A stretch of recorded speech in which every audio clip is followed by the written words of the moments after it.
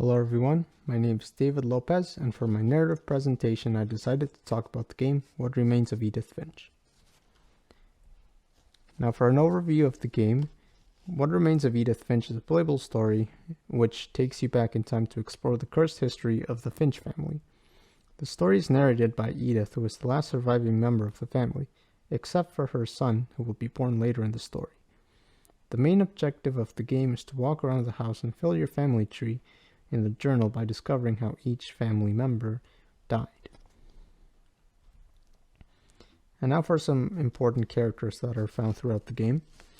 First you have Milton Finch, who was the second son of Sanjay and Dawn, the younger brother of Lewis and the older brother of Edith.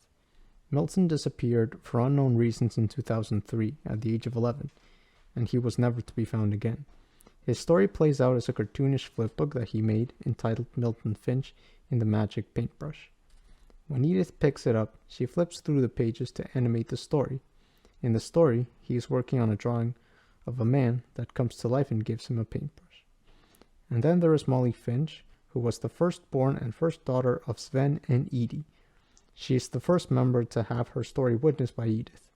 On December 13th, 1947, Molly was sent to bed without having dinner by her mother and decided to eat various non-edibles until dying in her bed 2 days after her 10th birthday.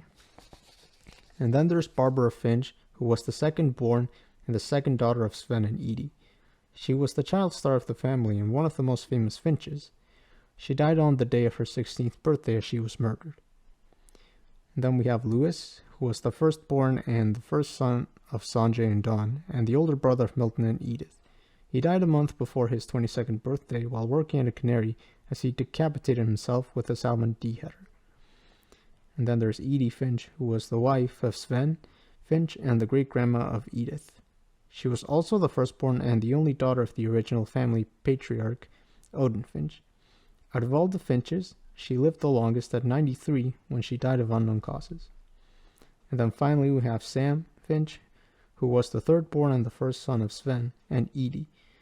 After he convinced Dawn to shoot the deer, Sam sets up a dramatic shot of its body atop of a ridge. He sets the camera's timer before running over to join Dawn. Sam was not fully aware that the deer was dead as he posed with it for a picture. The deer started moving and kicked Sam off the cliff, leading him to his death at the age of 33.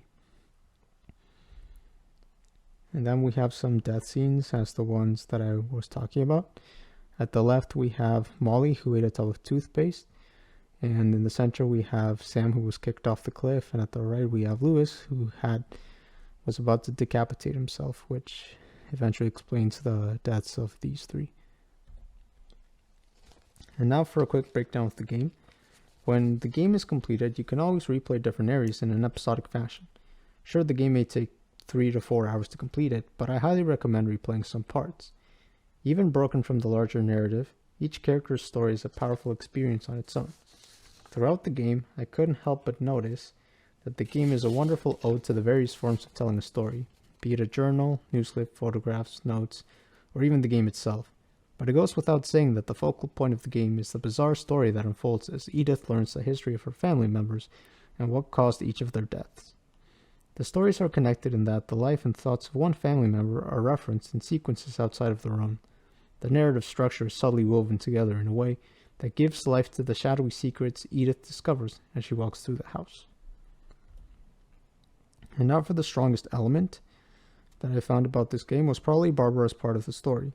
Her claim to fame came from her appearances in campy horror movies, provoking critics to create equally as campy comic books about her mysterious death.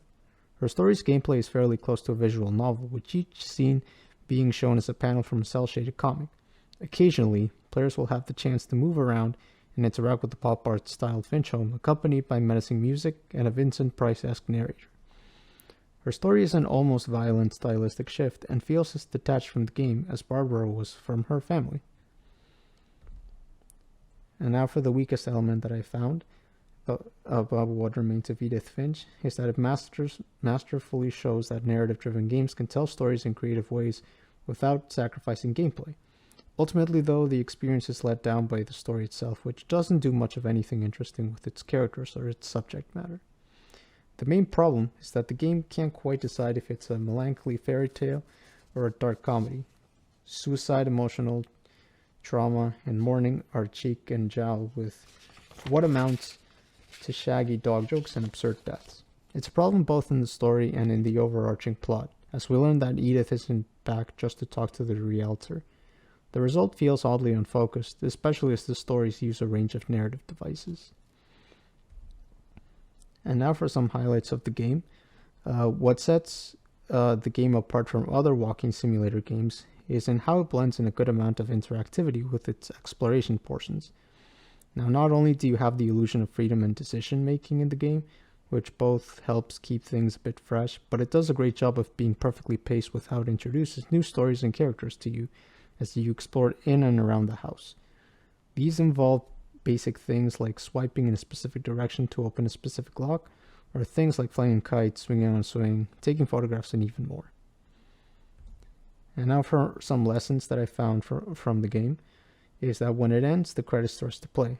And as I finished playing it, some lessons that I took from it was to appreciate what you have accomplished in life so far, make good use of it, in other words. Try your best in what you are doing right now, in whatever current situation you are in. And you don't have to do amazing things, but as long as you are trying your best to make the most of it, and that will lead you to great success. At least that's how I see it.